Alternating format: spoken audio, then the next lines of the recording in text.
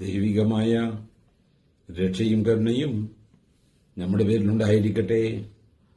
വിശുദ്ധ ഖുർആൻ അധ്യായം 2 സൂറത്തുൽ ബഖറ വചനം 23.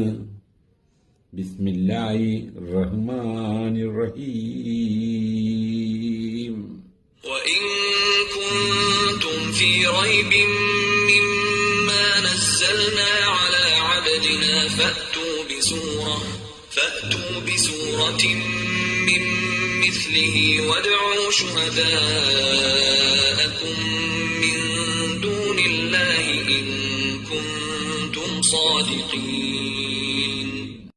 ഞങ്ങളുടെ അടിയാന്റെ മേൽ നാം അവതരിപ്പിച്ചതിനെ സംബന്ധിച്ച് നിങ്ങൾ വല്ല വിധേനയും സന്ദേഹത്തിലാണെങ്കിൽ അതുപോലെയുള്ള ഒരു സൂറത്ത് അധ്യായം നിങ്ങൾ കൊണ്ടുവരുവീൻ.